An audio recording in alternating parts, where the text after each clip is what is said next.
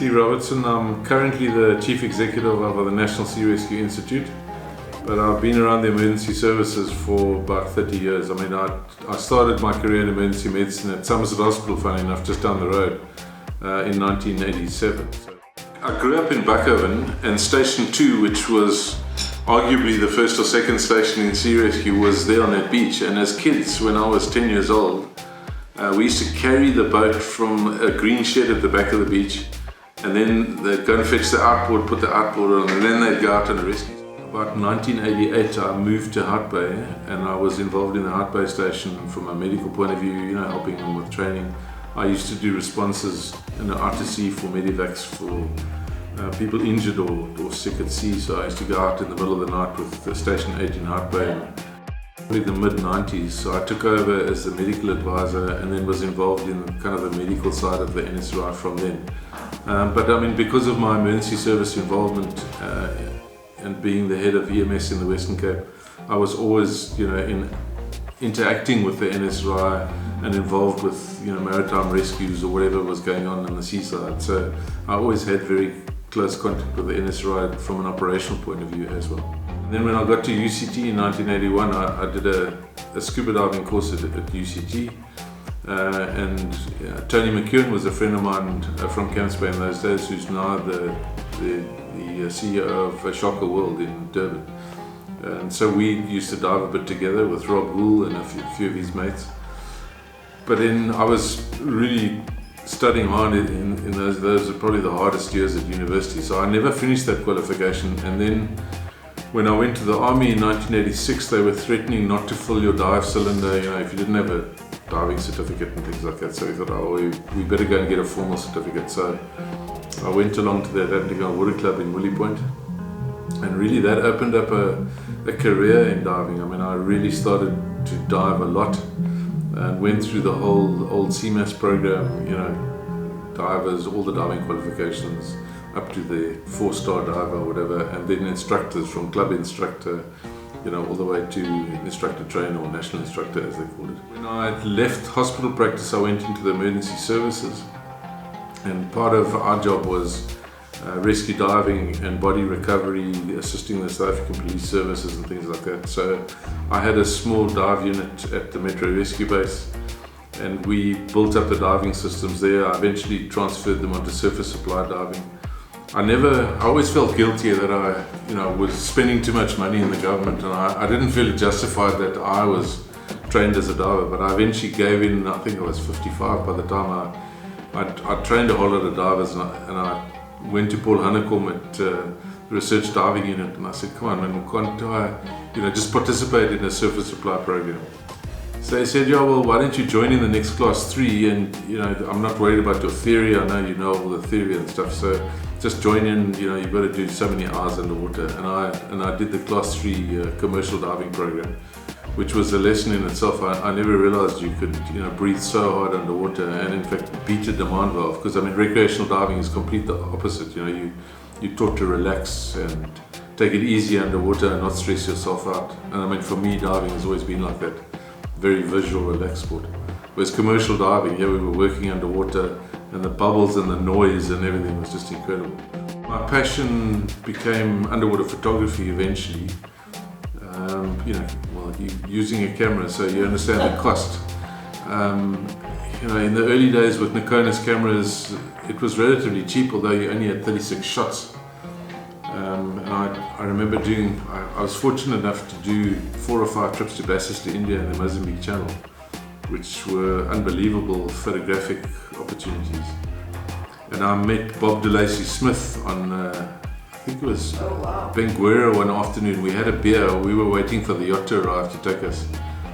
And we were having a beer, and he was saying, what a hit and miss affair underwater photography was, and nothing ever comes out. And I very confidently said to him, I always get 36 shots out, they're not always clear, but I always get 36 shots. And I should never have said that, because I went to Bassas with 2 cameras, 2 Nikonis 5s, and unbeknown to me, the one battery in the one camera was low, and I used that camera for every single dive except one. So I came back with one spool out of, I don't know how, taught me a hard lesson about electronics in cameras. But in those days, I mean in the early 90s, Bassista India was virgin territory. I mean the biggest Napoleon wrasse, the biggest shark, the biggest grouper, kingfish, dogtooth tuna. It was just unbelievable.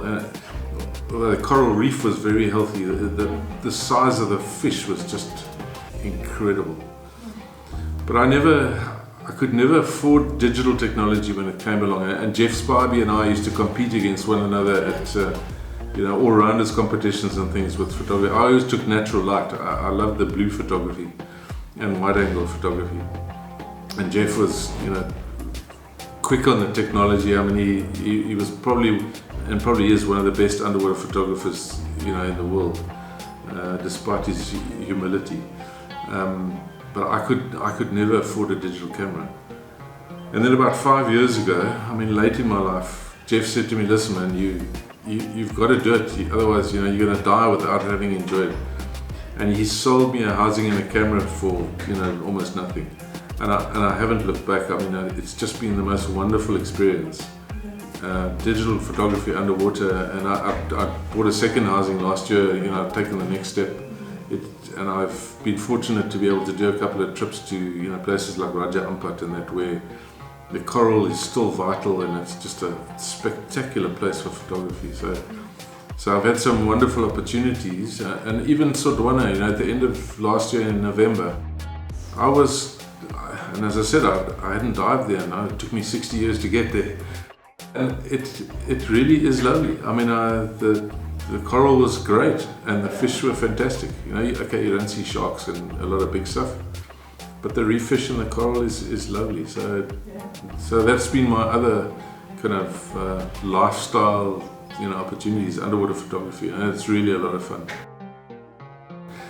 I've been involved with the Two Oceans Aquarium since the inception 25 or 6 years ago now. I looked after the aquarists, when they started at Hout Bay Fishing. And I got involved in the turtle release program now as well. So I've been on 3-4 turtle releases now, and I was 2 weeks ago on a turtle release off Cape Point. And I managed to get both of the big turtle shots, one shot of each turtle. It's so quick, it happened so quickly. Perhaps I was just lucky, with a wide angle lens, and you managed to capture it. But you have to have your rig set up for action photography. The speeds and everything have to be right. Otherwise you're going to miss the shot. And my first dive on the sardine run was a Bruder's whale coming right through a ball of sardine 5 meters from us. And I had a slow camera speed on that, so it was a half blurred whale going past. It was so disappointing. I got the shot, but it was out of focus because of the speed issue. So you learn something with every opportunity and every dive, and that's what makes it fun. I wrote a rescue diving manual probably in the late 80s, early 90s, and I remember constructing oxygen administration equipment out of bits and pieces. I was in EMS by then, so we were using equipment, but we were adapting scuba regulators and all sorts of things. So when Dan came along, it was a nice programmatic, very structured program for training oxygen administration, but also the equipment was proper equipment. It was purposefully designed for oxygen administration and was much neater. Probably people underestimate the international context of Dan. So wherever you are in the world, you've got access to Dan services, and now with the hotline and remotely. I used to get calls because people know you because you were their diving instructor. When things go wrong on an island in Sipadan or whatever, they phone you, and then you refer them to Dan, because obviously with the hotline there, it's just a hell of a lot easier. So the fact that an expert medical advisor is available 24 hours in South Africa to deal with your diving emergency is amazing. And I think in many aspects the rest of the world are envious of the system we created in South Africa. Anybody that's not a Dan member, it's a no-brainer.